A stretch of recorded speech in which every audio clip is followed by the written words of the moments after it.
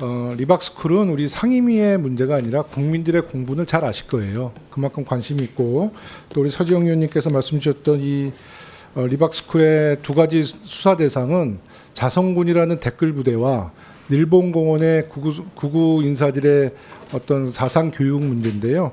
말씀 주시는 것처럼 필요하시다면 우리 양 간사님들이 다음 상임위는 행안이랑 연석 상임위를 열어서 두 가지 문제를 다 한번 파헤쳐 봤으면 좋겠다는 말씀을 드리겠습니다.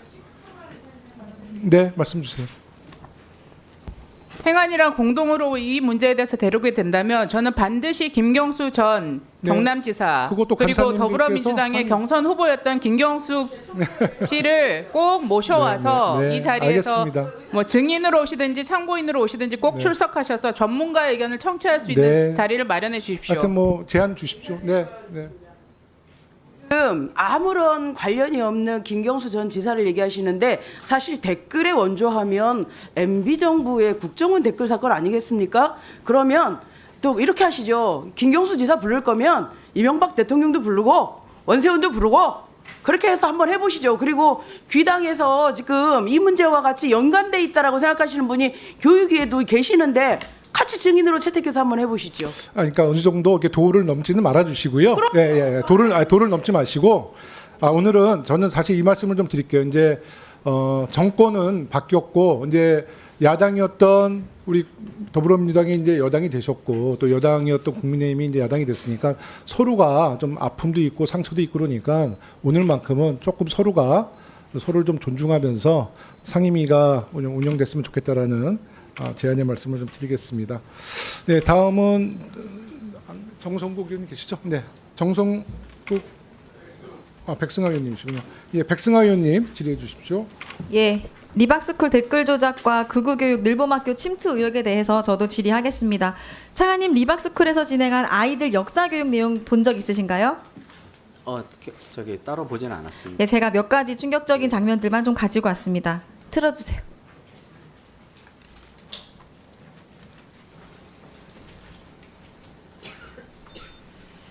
그러니까 인재가 너무나 부족했기 때문에 이승만 대통령이 이 사람들한테 기회를 준 거예요. 니네가 조금 친일을 했을지라도 나라를 위해 일해라. 그걸로 속죄해라. 이렇게 해서 기회를 준 겁니다. 그게 친일이에요? 친일 청산 안 한 거예요? 이승만 대통령의 선택이 옳았다라는 증거가 됩니다. 이해가 되시죠? 대한민국 건국은 이승만 대통령의 인맥으로 됐다. 이승만 대통령의 인맥으로 사실상 이승만 대통령 혼자 한 거예요, 독립은 거의. 3.15 선거는 왜 부정선거가 됐을까요? 왜 부정을 일으킬 수밖에 없었을까? 4번.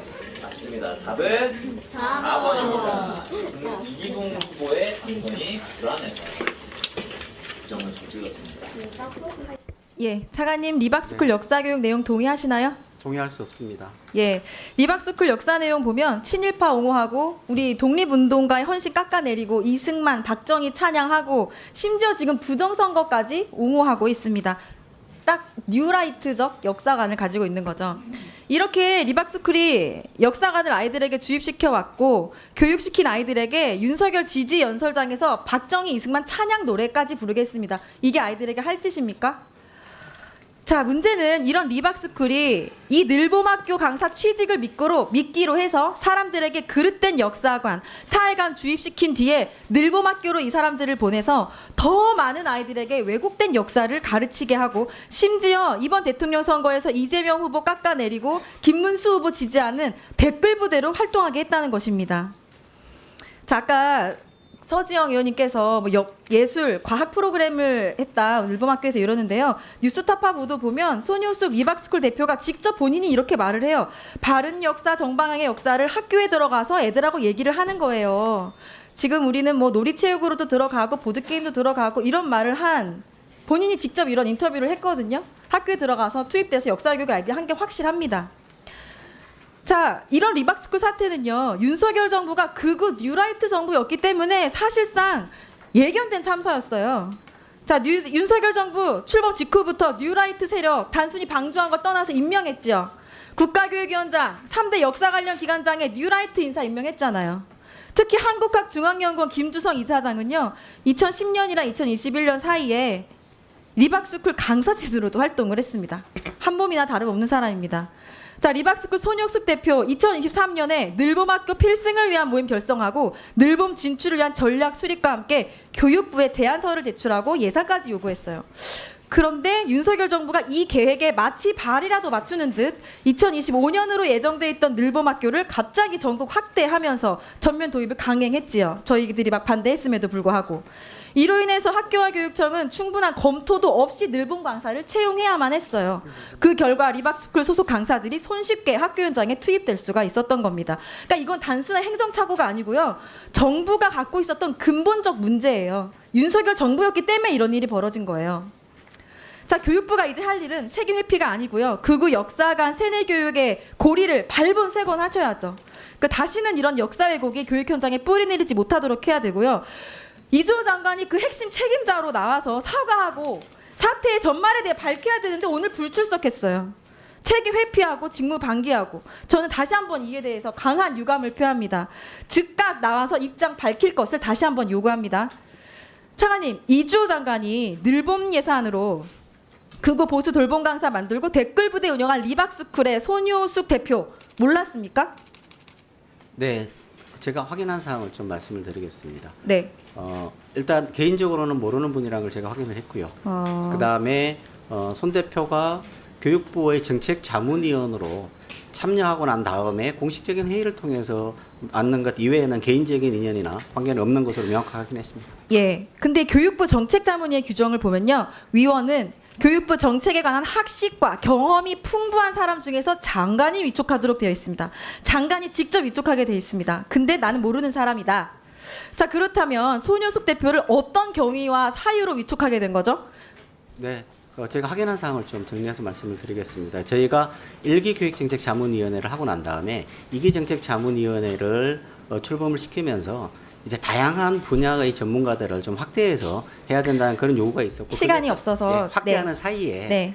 그 각 분야별로 전문가들을 추천받았는데 그 중에 한 분이 이수정 교육부 확인하고 총리 있습니다. 정책 자문관 추천 맞습니까?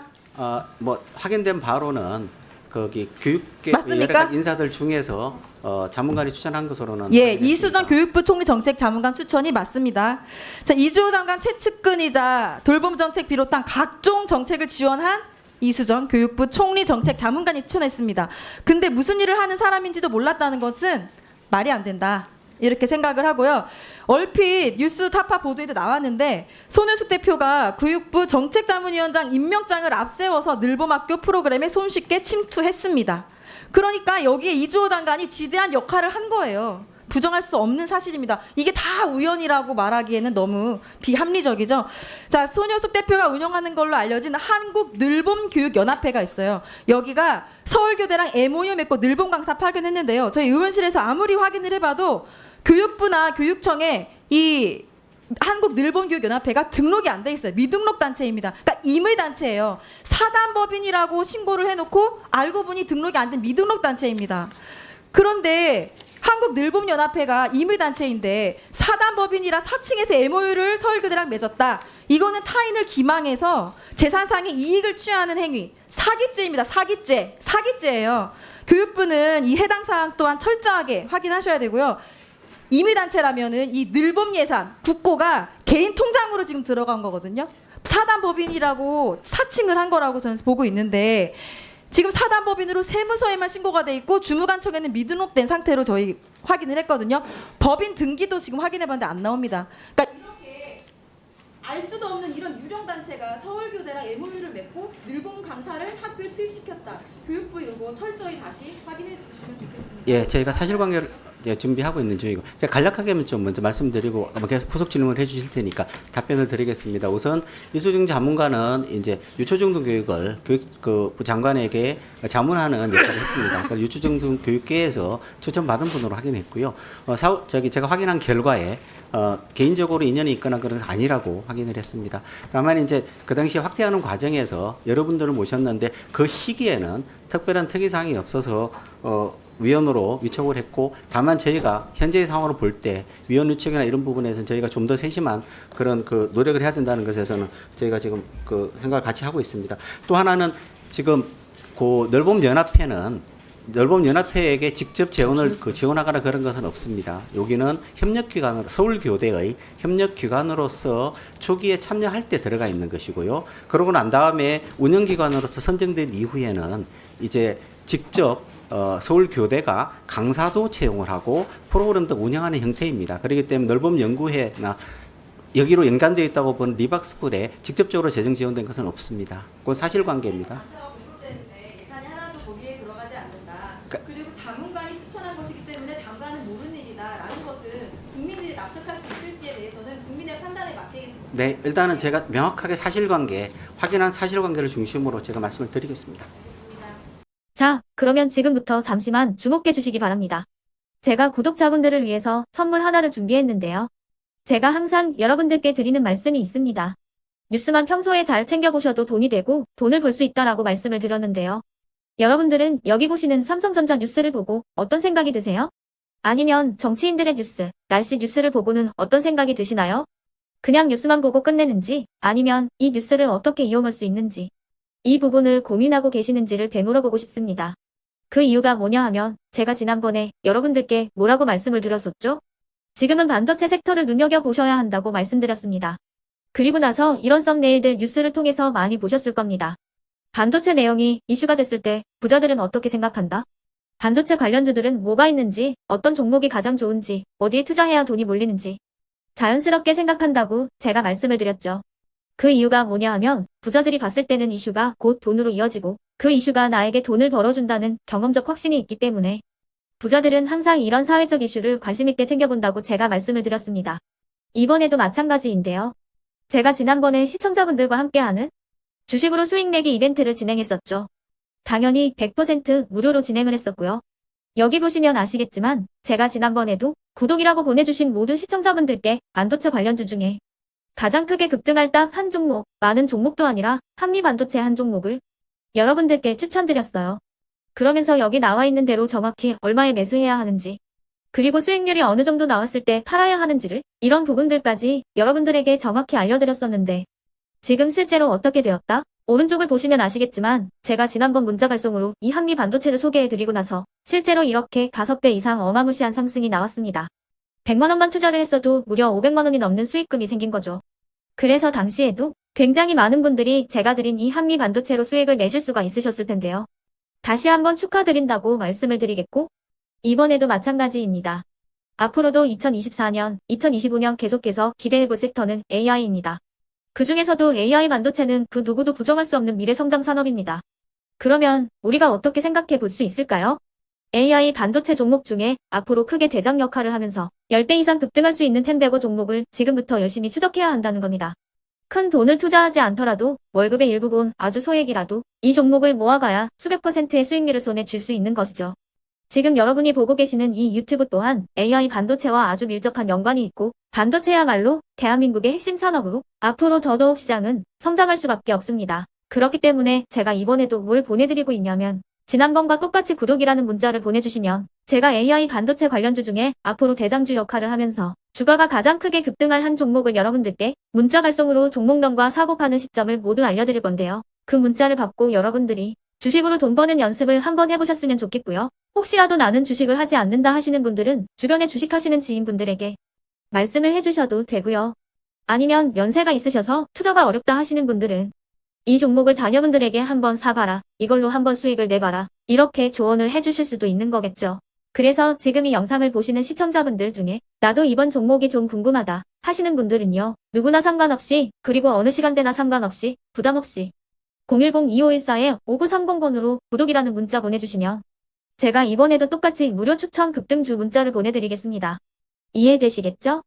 제 번호 010-2514-5930번으로 구독이라는 문자 보내주시면 여러분들이 직접 이슈를 통해서 돈 버는 연습을 해보실 수가 있는 거고 제가 돈을 받는 것도 아니고 투자를 대신해 드리는 것도 아니기 때문에 부담 없이 신청해 주시면 되는 겁니다.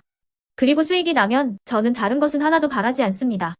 제 채널에 구독, 좋아요 한 번씩만 눌러주시라 이렇게 다시 한번 말씀을 드리겠습니다.